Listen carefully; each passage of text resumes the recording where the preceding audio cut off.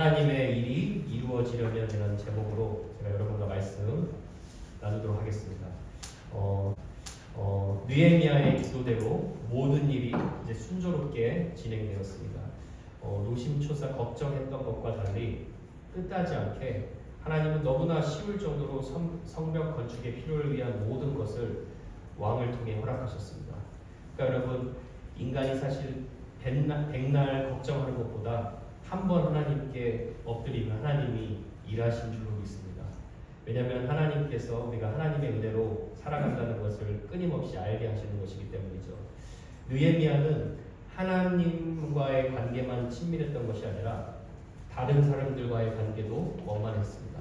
왜냐하면 아닥사스다 왕이 필요한 허가서만 이렇게 보내준 것이 아니라 느헤미야가 무사히 성벽 건축을 마칠 수 있도록 그를 보호하는 호위병들과 군사들까지 함께 붙여주었습니다. 9절에 나와 있죠. 군대 장관과 마병을 보내어 나와 함께하게 하시기로 하셨다.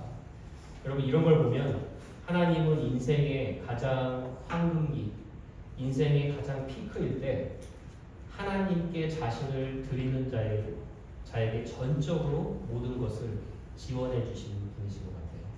아마 느헤미야 본인도 굉장히 설레이고 들떴을 거라고 생각이 듭니다. 오늘 말씀은 이제 하나님의 일이 본격적으로 어떻게 이제 시작되는지 살펴보려고 하는데요. 이 말씀을 통해서 우리 삶에 연결시켜볼 부분은 무엇이냐? 하나님이 일을 시작할 때, 하나님께서 우리를 통해 일을 시작하실 때 하나님이 허락하시는 시간들이 있다는 거예요. 그래서 그 허락하시는 시간들을 한 4가지 부분으로 살펴서 여러분과 함께 은혜를 나누려고 합니다. 여러분이 이제 말씀 들으면서 좀 이렇게 기대감을 가지고 믿음을 가지고 이제 이런 일들을 우리가 곧 만나겠구나, 직면하겠구나, 그런 설레는 마음으로 들으셨으면 좋겠습니다. 우리가 하나님의 일을 할 때 잘 준비되어지는 시간 되기를 축복합니다. 첫 번째로는 하나님 우리에게 허락하시는 시간은 새로운 어려움을 이겨내는 시간을 허락하십니다. 여러분, 인생의 관계 속에서도 아는 사람들과 헤어짐이 있다면 또 다른 사람들과의 새로운 만남이 있습니다. 신앙생활도 굉장히 비슷합니다. 우리가 신앙생활을 하면서 이전에 단 한 번도 도전하지 못했던 새로운 순종의 발걸음을 디디기 시작하면 항상 새로운 갈등과 어려움을 우리가 만나게 됩니다. 여러분, 우리가 예수님을 믿는 순간 죄와 사망의 모든 저주의 법에서 해방됐음을 확신하죠. 그런데 예수님을 믿는 순간 이후에 또 그에 따른 새로운 갈등을 우리가 경험하는 거죠. 왜냐하면 이제 더 이상 내가 살아가던 이전의 옛사람의 질서가 아니라 하나님이 주신 새로운 질서로 살아가기 때문에 새로운 어려움들을 경험하기 시작합니다. 오늘 느헤미야도 어떻게 보면 좀 비슷하게 보여질 수가 있어요. 느헤미야가 이래서는 안 되겠다 기도하고 내가 하나님의 사람들을 도와서 예루살렘 사람들이 영적으로 회복될 수 있도록 성벽을 건축해야겠다 기도하고 계획하고 다 순종하는데 순종함으로 인해서 오늘 딱 첫 번째 직면하는 결과가 무엇이냐? 바로 반대 세력이에요. 자, 9절에 보니까 보세요. 내가 강 서쪽에 있는 총독들에게 이르러 왕의 조서를 전하였더니 호론 사람 산발락과 암몬 사람 도비야가 이스라엘 자손을 흥왕하게 하려는 사람이 왔다 함을 듣고 심히 근심하다. 영어 성경에는 이렇게 나와 있어요. They were greatly displeased for the welfare of God's people. 그러니까 한마디로 하나님의 사람이 영육간에 건성하게 건강하게 회복되는데 배아파하는 반대 세력이 일어났다는 거예요. 여기서 여러분 사실 심히 근심하더라라는 이 말이 원어에는 딱 단어가 하나예요. 라라는 단어. 그게 뭐냐면 악하다라는 말이에요. 그러니까 이걸 그대로 직역하면 느헤미야가 선한 일을 위해 온 것을 산발락과 도비야가 악하게 여겼다. 여러분, 하나님의 일을 하는데 하나님의 일을 하는 것 자체를 악하게 여기는 반대 세력과 방해 세력이 분명히 있다는 거예요. 그리고 우리가 하나님의 일을 진짜 본격적으로 하려고 순종하고 진지하게 하나님과의 관계에 친밀하게 나가기 시작하면 반대 세력이 있다. 예를 들어 여러분 여호수아는요, 하나님이 가라고 하신 약속의 땅 가나안 땅에 가라고 하는 그 명령에 순종했는데 그 명령에 순종해서 걷게 된 길이 꽃밭길이 아니라 그 길을 막아서는 수많은 적들을 만나게 됩니다. 예수님의 12제자는 예수님과 함께 사역을 하면서 예수님이 너희들 먼저 저 가버나움에 가 있어라 라는 그 말씀에 순종을 해서 배를 타고 가는데 폭풍우를 만납니다. 그러니까 예수님을 믿고 새로운 순종을 하기 시작할 때 우리는 반드시 방해 세력과 반대 세력을 마주한다는 거예요. 이럴 때 우리가 대비하지 않으면 오해할 수가 있어요. 무엇을 대비하느냐? 우리가 하나님의 순종을 새롭게 순종하기 때문에 반드시 그곳에서는 새로운 어려움과 갈등이 있겠구나. 그것을 항상 기억하고 있어야 돼요. 왜냐하면 여러분 우리가 그렇게 오해할 수가 있죠. 아니 하나님의 뜻대로 순종했는데 어떻게 일이 이렇게 더 꼬이냐. 하나님의 뜻대로 순종해서 일이 잘 풀리면 하나님의 뜻이라고 생각할 수 있고 일이 안 풀리면 그건 하나님의 뜻이 아닌가 이렇게 오해할 수가 있다는 거죠.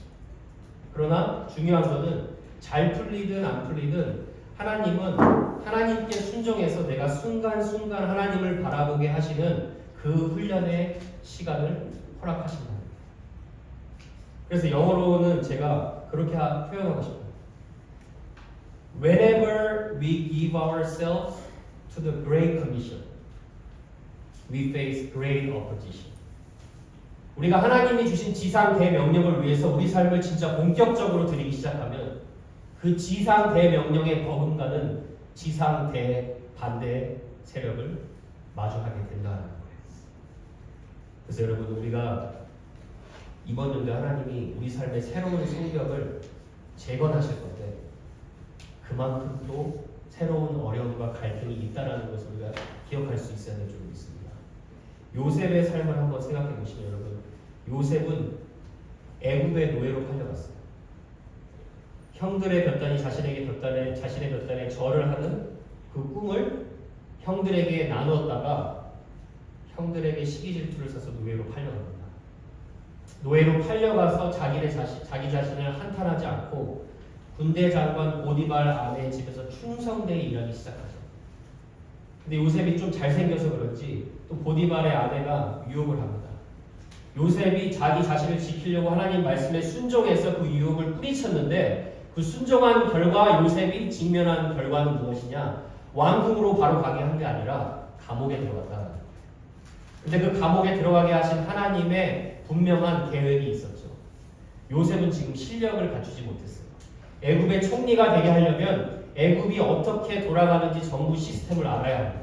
그런데 그 정부 시스템을 알지 못하니까 하나님이 감옥에 들어가게 하셔서 술관원과 떡관원을 통해서 멘토링을 받게 합니다. 그래서 준비되게 하셨고 그리고 하나님이 애굽의 총리로 세우셨다는 거예요. 우리가 여러분 눈에 보이지 않아서 그렇지 우리가 새로운 순종하는 가운데 우리 눈에는 너무나 새롭게 다가오는 어려움과 갈등 때문에 고민할 수 있고 힘이 빠질 수 있지만 하나님은 그 모든 삶의 상황 가운데 어려움 가운데 우리를 하나님의 일을 행하도록 반드시 준비하게 하신다는 것을 우리가 기억할 수 있어야 될 줄 믿습니다. 그래서 여러분 제가 이 느헤미야의 말씀을 묵상하면서 성도의 삶에 이런 신앙의 공식이 있다는 것을 제가 발견했어요. 그게 뭐냐면 이전에 내가 하지 못하던 새로운 순종을 하면 새로운 어려움이 따르죠. 그럼 새로운 순종 플러스 새로운 어려움입니다. 그럼 이고 결과는 뭐냐? 새로운 은혜를 경험하게 하십니다. 이게 사도 바울의 말씀이었죠. 로마서 5장 3절 4절 같이 한번 읽어볼까요? 시작. 다만 이뿐 아니라 우리가 환난 중에도 즐거워하나니 이는 환난은 인내를, 인내는 연단을, 연단은 소망을 이루는 줄 알립니다. 사도 바울이 바로 이전에 우리가 예수 그리스도의 은혜 안에서 평화를 누렸다. 그런데 평화를 누린 것뿐만 아니라 하고 얘기를 하는 거예요.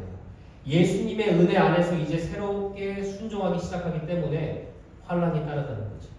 그리고 환난 가운데 인내와 연단, 그러나 그 끝은 반드시 우리의 영적인 독소를 제거하셔서 하나님이 준비하신 새로운 소망, 은혜를 경험하게 하신다는 것입니다.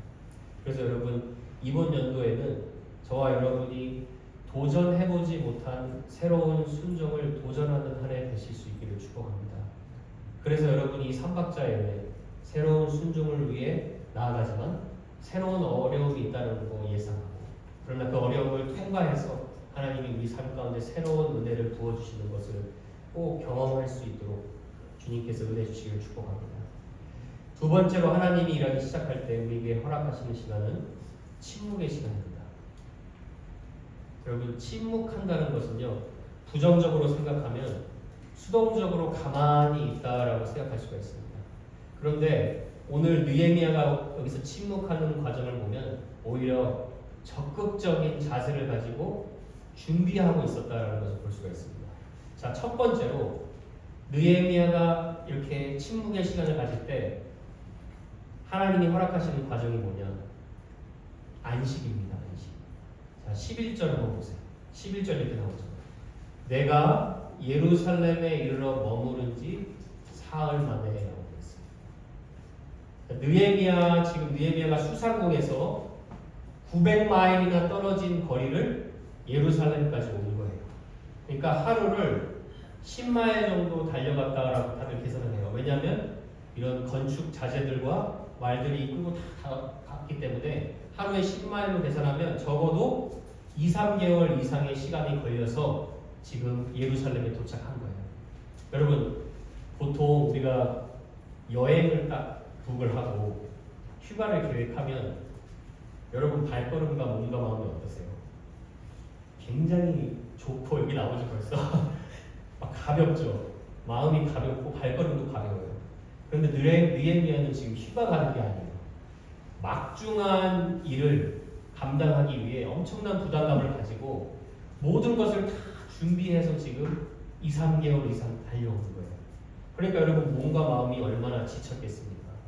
그래서 느헤미야가 예루살렘에 딱 도착하자마자 한 것이 뭐냐?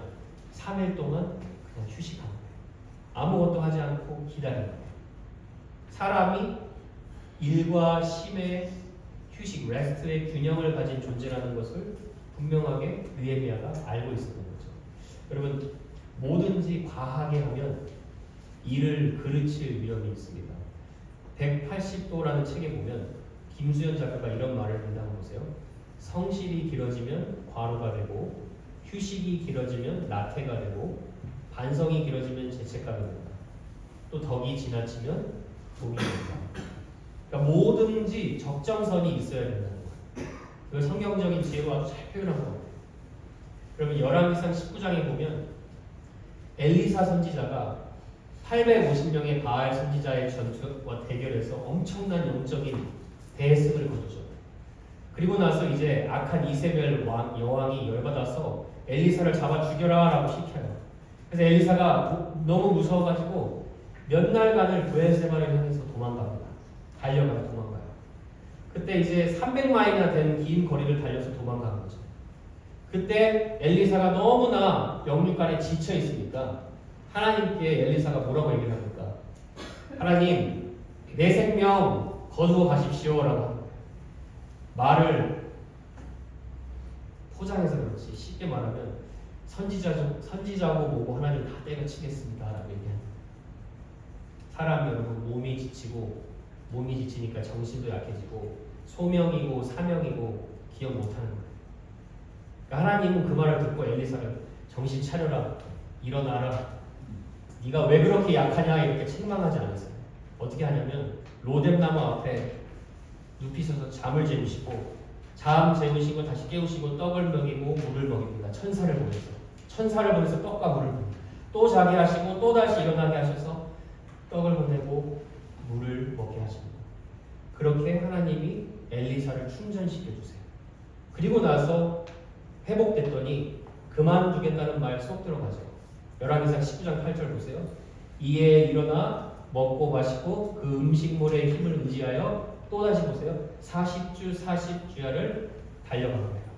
하나님의 산 호렙의 이름입니다. 그럼 이 말씀은 인간이 반드시 육체적인 휴식이 필요하다는 말씀을 얘기하고 있죠. 그런데 여러분, 우리가 크리스찬이 휴식을 생각할 때는 복음적인 휴식이 필요하다는 것을 우리가 기억해야 돼요. 예수님 안에서 안식할 수 있다라는 것을 기억해야 합니다. 그래야 예수님 안에서 내가 먼저 하나님과의 관계가 어떤지 점검함으로 거기서 안식해야 내가 일을 해도 일이 중독돼서 일을 함으로써 나의 삶을 증명하려고 하지 않고 내가 예수님 안에서 나의 신분이 안식할 수 있어야지 휴식을 해도 예수님 안에서 균형을 가지고 쾌락으로 변제되지 않고 휴식할 수가 있습니다.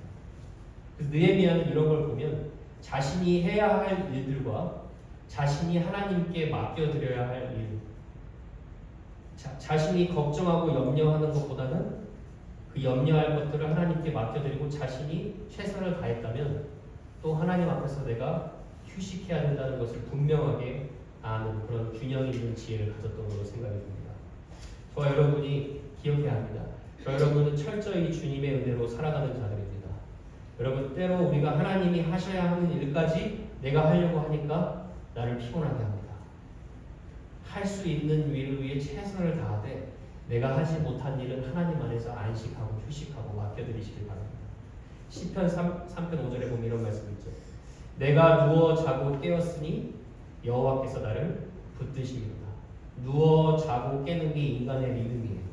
하나님이 나를 붙드시고 계시기 때문에 나는 누워 자고 하나님 안에서 안식할 수 있는 것입니다.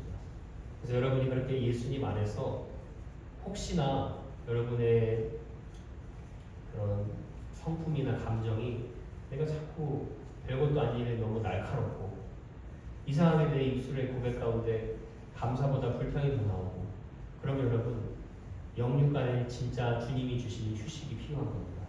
그래서 그 휴식을 꼭 여러분이 취하는 시간 가질 수 있기를 바랍니다.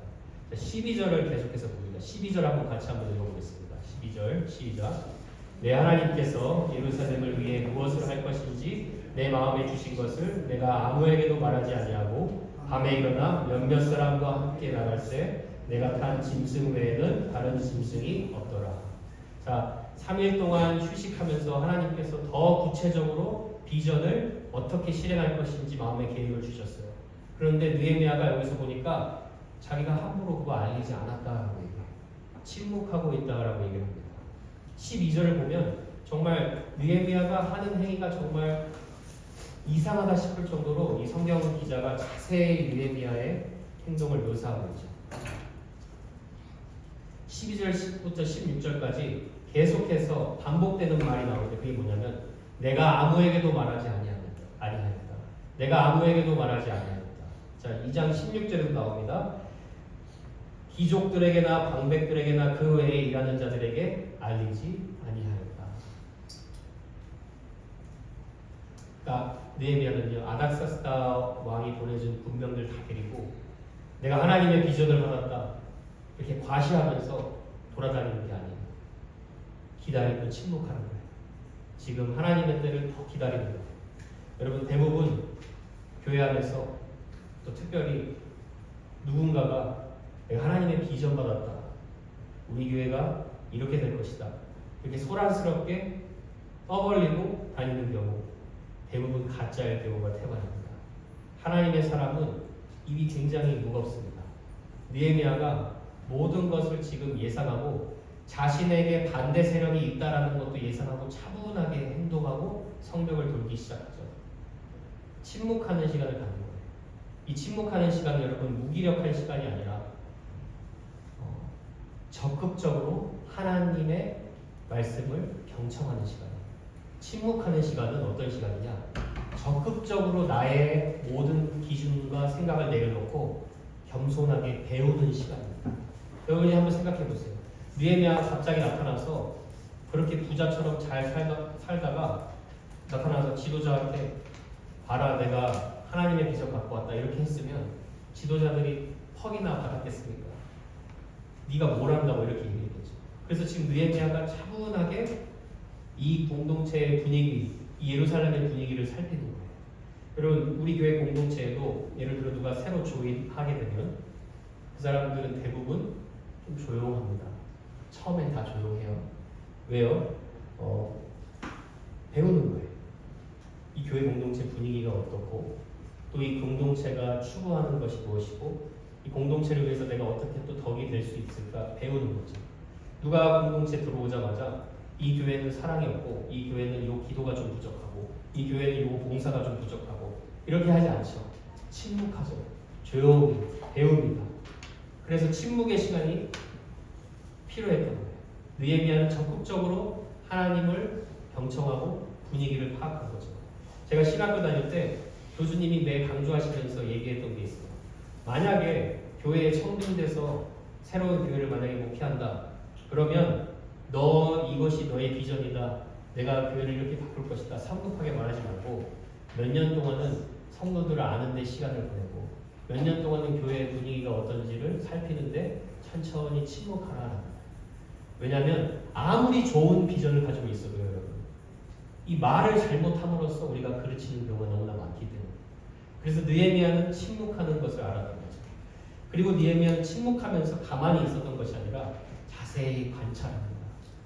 정찰을 해요. 13절부터 15절까지 보시면 이게 다 정찰하는 내용이에요. 그 밤 보세요. 그 밤에 골짜기 문으로 나가서 용정으로 본문에 이르는 동안에 보니 예루살렘 성벽이 다 무너졌고 성문은 불탔더라. 자, 골짜기 문에서 북문으로, 용정으로 북문은 다음 시간에 더 알아볼 테지만 똥문이에요. 똥문, 덩 게이트. 그러니까 어디에서 어디 문에 거리의 동선이 어떤지 파악하고 성벽에 어디가 무너져 있는지를 자세히 관찰하는 거죠. 여러분, 저는 이런 거를 보면서 그런 생각을 합니다.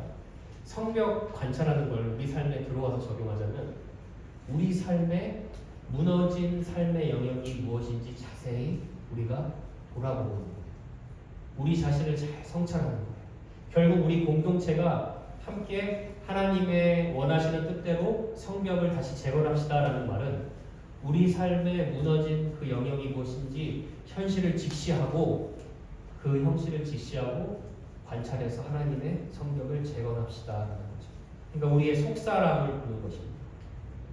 성령께서 우리의 속사람의 내면을 샅샅이 성찰하는 그 시간을 가져서 속사람을 강건하게 하는 시간을 가지자라는 거죠.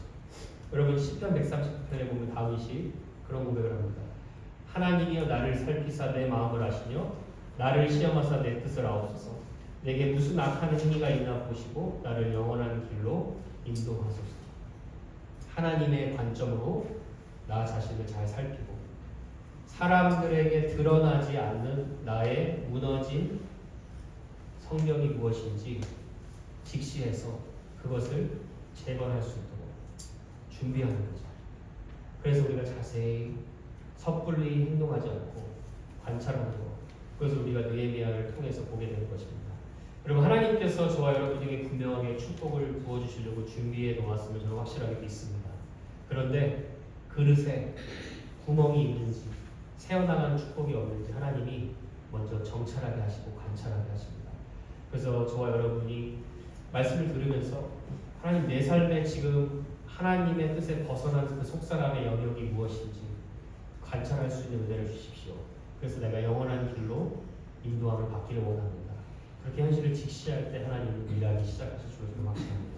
세 번째로 하나님 일하실 때 우리에게 허락하는 시간은 말씀을 통한 설득과 나눔의 시간입니다. 자, 느헤미야가 기도하고 계획하고 쉬고 사전 조사까지 철저히 다 마쳤습니다. 근데 이제 하나님의 일을 시작하려면 인력이 필요하죠. 일꾼들이 필요합니다. 그러면 하나님 나라를 위해서 일할 일꾼들의 마음에 감동이 있어야 성벽을 재건할 수 있지 않겠습니까? 그러니까 느헤미야가 세상 방식으로 사람을 선동해서 억지로 이끌어와서 하는 게 아니라 하나님의 말씀을 통해서 먼저 사람의 마음을 하나 되게 하는 겁니다. 여러분, 이 부분에 대해서 찰스 스윈들 목사님이 그런 말씀을 했어요. 세상 사람들은 어떤 프로젝트를 진행하기 위해서 사람을 선동하기 위해서 외적인 동기를 부여해서 사람을 움직이게 한다는 거예요. 그러니까 여러분, 대통령 선거를 한번 생각해 보시면 대통령 선거 때 보통 무엇을 가지고 이렇게 PR을 합니까? 세금을 낮춰주겠다, 일자리를 창출하겠다, 이런 걸 가지고 이제 사람들이 그 선거 운동을 하도록 하죠. 그런데 하나님이 일하시는 건 다르다는 거예요. 하나님이 일하시는 것은 말씀을 통해서 나의 마음이 움직여져서 하나님이 일하시게 한다는 거예요.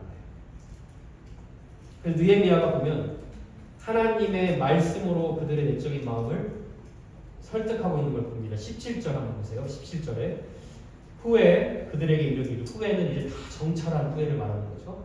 우리가 당한 공경은 너희도 보고 있는 바라. 예루살렘이 황폐하고 성문이 불탔으니 자 예루살렘을 건축하여 다시 수치를 당하지 말자. 여기서 느헤미야가 먼저 예루살렘 성벽이 이방인들에게 계속 공격받으니까 하나님의 사람들이 하나님의 사람답게 살지 못하고 있다. 하나님의 말씀으로 먼저 설득하는 거예요. 지도자들에게 얘기를 하는 거예요. 우리 당한 공경을 봐라.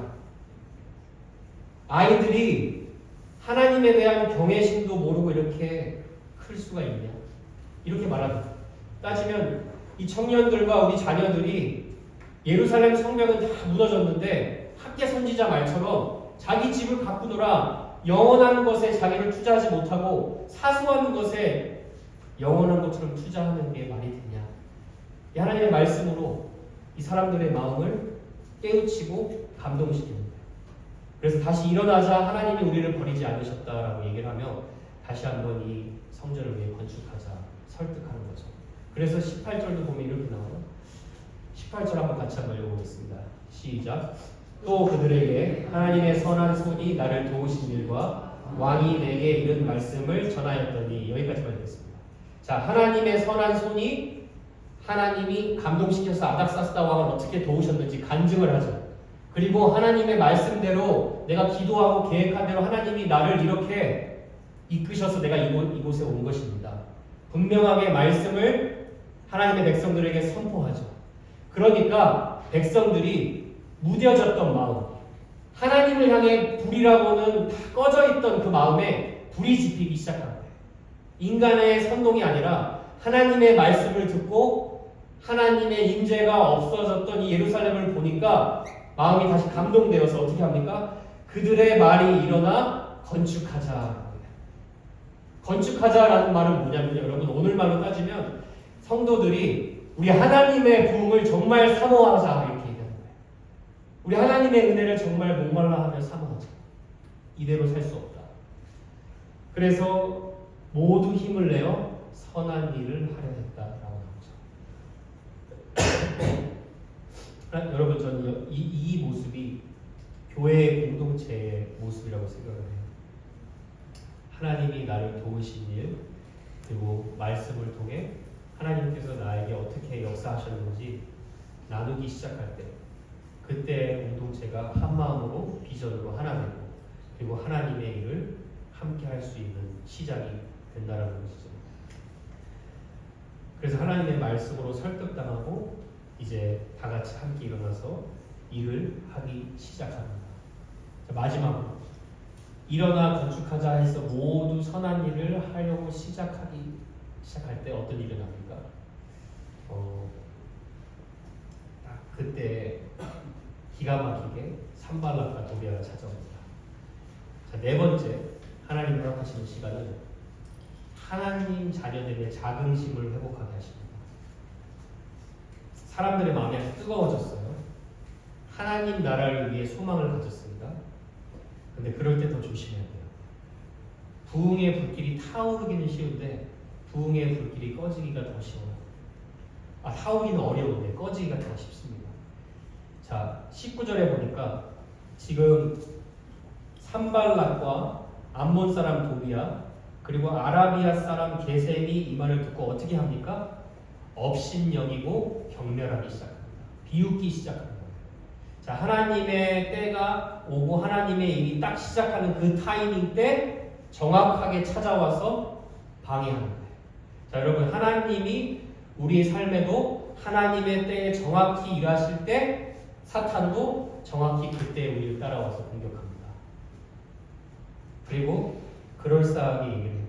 너희가 왕을 배반하고자 하느냐. 일리 있는 말이에요. 4년 전에 아닥사스다 왕이 그것을 캔슬한 것인데 왜 너희가 왕을 배반하고자 하느냐.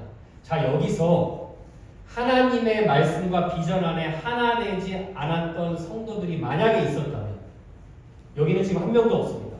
만약에 있었다면 너희가 왕을 배반하고자 하느냐라고 했으면 어떻게 반응을 하겠습니까? 그런가? 이렇게 반응했을 거예요. 하나님의 말씀을 대충 듣고 허투렸으니까, 그래서 4년 전에 왕이 취소하라고 했는데 우리가 괜히 이런 일을 했다가 괜히 우리만 손해보면 어떡하나, 이렇게 생각하겠죠. 여러분, 사탄이요, 하나님의 사람들이 정말 본격적으로 하나님의 일을 시작할 때 공격하는데 용의 뿔로 이렇게 찾아오지 않습니다. 광명의 천사의 모습으로 찾아옵니다. 그러니까 이게 사탄인가, 이게 사탄의 공격인가 할 정도로 포장해서 찾아온다는 거예요. 그런데 다행히도 말씀으로 철저히 하나 되고 연합된 이 느헤미야와 공동체는 아무도 이런 비웃음과 경멸에 흔들리지 않았어요. 아무도 흔들리지 않았어요. 그리고 느헤미야가 오히려 이렇게 자기를 비웃는 자들을 향하여서 당당한 고백을 얘기해요. 자, 20절 같이 한번 읽어보겠습니다. 시작. 내가 그들에게 대답하여 이르되 하늘의 하나님이 우리를 형통하게 하시리니 그의 종들인 우리가 일어나 건축하려니와 오직 너희에게는 예루살렘에서 아무 기업도 없고 권리도 없고 기업되는 바도 없다 하였느니라. 한마디로 너희들에게 국물도 없다라는 거예요.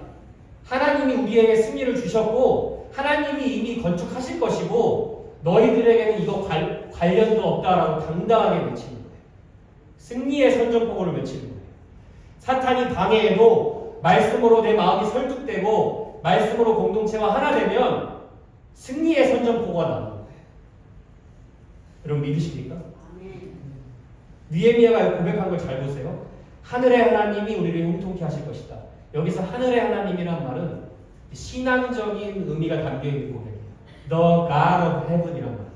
그러니까 유대인들만이 하는 말인데 하나님이 자신의 약속을 근거하여 나를 자기의 자녀 삼았다. 그래서 내가 The God, 엘로힘, 전능하신 하나님의 약속에 붙들린 자다라고 당당하게 외치는 자녀의 정체성의 고백이에요. 오직 한 분이신 하나님. 쉽게 말하면 나는 하나님과 깨어질 수 없는 하나님의 약속의 백성이다라고 고백하는 것입니다. 여러분 제가 이 말씀을 묵상하는데 죄송하지만 그냥 들어주세요. 그렇게 덕이 안 될 수도 있는데 조폭 영화가 생각났어요. 조폭 영화가 생각났는데 조폭 영화가 보면 여러분 조폭들이 건달들이 서로 싸울 때 항상 그런 얘기를 하죠. 너 내가 누군지를 아니? 그러죠. 그러면은 상대편 조폭이 EH1세라 넌 내가 누군지를 아니? 이렇게 얘기를 해요. 그러니까 자신들이 어떤 조직에 소속되어 있냐라는 굉장한 자긍심에서 나오는 거죠. 근데 저는 이런 생각이 들었어요. 이렇게 악한 일을 하기 위해서 일하는 조폭들도 이런 자긍심을 가지고 일을 하는데 하나님의 자녀인 저와 여러분이 이 현실에서 맞닥뜨리는 작은 어려움과 사탄이 좀 공격한다고 해서 기죽고 살아가면 되겠냐. 하나님의 자녀의 정체성을 회복해야 되지 않겠습니까? 여러분 사실 이 고백을 해야 될 사람이 있다면 저와 여러분입니다. 하나님의 자녀. 하늘의 하나님이 내 가정, 내 삶, 내 직장까지 내가 하는 모든 일을 형통케 하실 것이다. 제가 요새 그래서 늘 되뇌이는 말씀이 있어요. 힘이 빠져도 이 한마디 들으면 다시 일어나게 돼요. 뭐냐면 내가 누구인가 질문하면 나는 하나님의 성도다. 세인트로 가시다. 내가 하나님의 종이다. 내가 그 위대하신 하나님의 자녀다. 세상과 구별되어 거룩하게 부름받은 하나님의 성도다. 여러분, 여러분이 이렇게 내가 하나님의 자녀인 자긍심을 다시 한번 회복할 수 있기를 바랍니다. 여러분 이걸 예수 그리스도 안에서 해석하자면 이런 거예요. 나는 I am chosen. 나는 선택받은 자입니다. 나는 선한 일을 위해 부르심을 받은 자입니다. 나는 예수 그리스도의 피값으로 사신받은 가장 가치 있는 자입니다. 나는 세상이 감당치 못하는 자입니다. 난 깨어진 세상을 화평케 하는 자입니다. 나는 모든 것을 견뎌내는 정도가 아니라 하나님의 은혜로 넉넉히 이기는 자입니다. 황무지 같은 이 세상 속에서 사막과 같은 곳에서 오아시스 대신 예수님을 보고 끝없이 찬양할 수 있는 하나님의 자녀입니다. 여러분, 그게 잘난 척이 아니라 예수님 안에서 하나님의 자녀로 우리가 가져야 될 자긍심인 줄 믿습니다. 오늘 여러분 어떠한 인생의 어려움 때문에 넘어진 분들이 있다면 하늘의 하나님이 여러분 붙드시고 계심을 확신하기를 다시 한번 축복합니다. 말씀을 맺으면서 느헤미야의 고백 가운데 하나만 더 살펴봅니다. 느헤미야가 하늘의 하나님이 뭐라고 고백하죠? 나를 형통케 하실 것이다 라고 고백하지 않습니다. 하늘의 하나님이 우리를 형통케 하실 것이다 고백해요. 하나님이 개인에게 비전을 줘도 그 개인의 비전이 하나님으로부터 온 비전인지 확신할 수 있는 방법이 무엇이냐, 그 비전을 통해서 모든 공동체가 축복을 받는다는 거예요. 그래서 공동체가 함께 회복되는 거예요. 그래서 나 한 사람이 예수가 되면, 예수의 사람이 되면 미워하던 남편도 미워하던 아내도 더 이해하게 되고 원수도 사랑할 수 있는 힘이 생기죠. 내 하나가 예수의 사람이 되니까 미워하던 직장 상사도 축복할 수 있는 힘이 생기고 내가 변함으로 인해서 많은 사람들이 함께 복을 받는 것을 우리를 통해 보게 되는 것입니다. 그래서 여러분 오늘 말씀을 이렇게 맞추면서 이렇게 같이 함께 선포했으면 좋겠습니다. 그럼 함께 옆 사람 보면서 선포해 보세요. 하늘의 하나님이 우리를 형통케 하실 것입니다. 하늘의 하나님이 우리 가정을 형통케 하실 것입니다. 한 번 더 외치세요. 하늘의 하나님이 우리 교회를 형통케 하실 것입니다. 여러분 허공을 향해 외치는 외침이 아닙니다.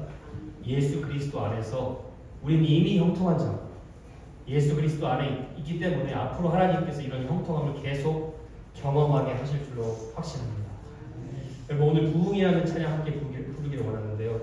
이 부흥이라는 찬양 가사를 생각하면서 불렀으면 좋겠습니다. 기대하는 마음으로 또 하나님이 우리의 삶의 모든 성벽을 회복하실 것을 믿음으로 가사가 이렇습니다. 주의 영광 가득한 새날을 주시옵소서. 오 주님 나라 이 땅에 임하시옵소서. 우리가 이 가사를 잘 생각하면서 하나님 우리를 형통케 하시는 2025년 그 하나님이 원하시는 부흥 느헤미야가 경험한 것처럼 우리에게도 부어주시는 데가 있게 하여 주시옵소서. 그런 마음으로 우리 다 같이 일어나셔서 함께 찬양하도록 하겠습니다.